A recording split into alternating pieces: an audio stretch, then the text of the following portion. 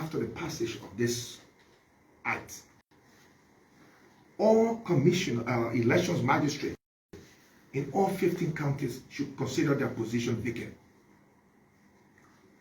This, I think, does not have a good uptake for political parties, for Liberian people, because it suggests that this commission will want to take, or this administration will want to take people of like minds, people of the CDC, to be elections commission. Even if that is not the case, it doesn't augur well at this time, especially while we are entering an electoral period next year. We stated our point on the record. You were all present. We had to go into a vote. Unfortunately, that is the democratic process. And the majority took the day. I wanted to be on the record that this has the propensity to create serious chaos. And I'm not sure whether or not political parties will agree to this provision. Because to want to remove all of the elections commission, and what is not even clear is that they are stating that the elections commissioners, magistrates, who will be removed, have the right to reapply. So why are you removing them if they have the right to reapply? Something must be wrong. If they are not qualified, don't remove. Then you remove them. If they are qualified and you don't want someone to be complacent in a particular position, then you switch them. To remove all of them and asking them to reapply suggests something fishy. So I raised this issue on the floor on this particular provision, and I'm raising it here because it passed by the greater majority. So I am raising it here again so that you understand my position, so that Liberian people understand where we are. It doesn't look good. It is now well, and we understand that chaos has come to this country from electionary processes. We are not seeking to go into those chaotic situations again.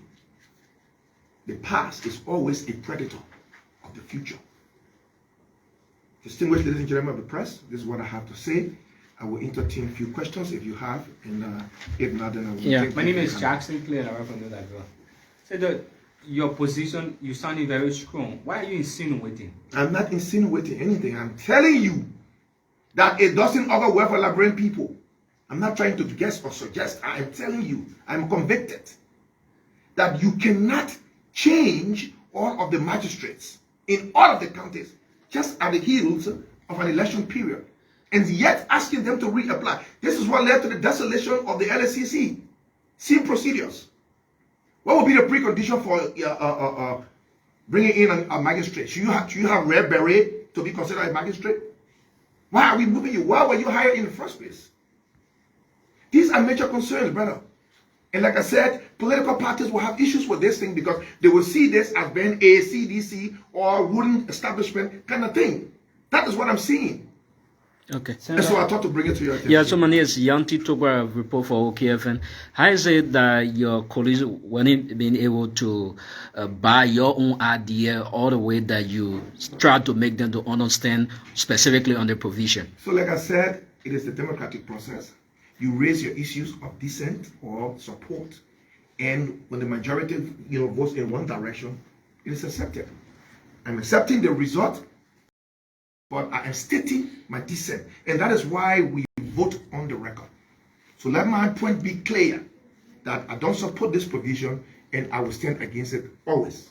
Senator, my name is Zach Sherman from KMTV. I'm concerned about the Senate's latest decision having a retreat where the election laws was highlighted. I mean, how come after a retreat and the Senate comes to a decision, and you're making a dissent statement on when it comes so usually when we call this retreat is to establish the general mindset of law practitioners where there are some ambiguity, okay? And when it comes to provide a level of expertise, sometimes we call the public for general perception. And then we blend all of those ideas and make them into law. So a retreat does not necessarily give you all of the narratives that should be into the law processes.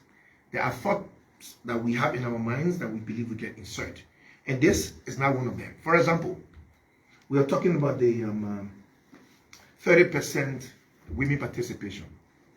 The Constitution says that everyone has equal protections under the law.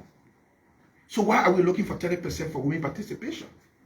But there is also something called affirmative action, because we feel that women are suppressed based on our cultural, and traditional setting, and So we thought, let us make this affirmative to say it has to be 30%. It's not gender, it's women, because gender will suggest both women and men. In this case, it's women, and so we are opting for that. We are seeking to have 30% through senatorial process, legislative process, but it's also an affirmative action. So we're not calling them, we didn't call these people to give all of these ideas. We called them to clear the ambiguity. Thank you. Thank you very much. Thank you, and I appreciate this.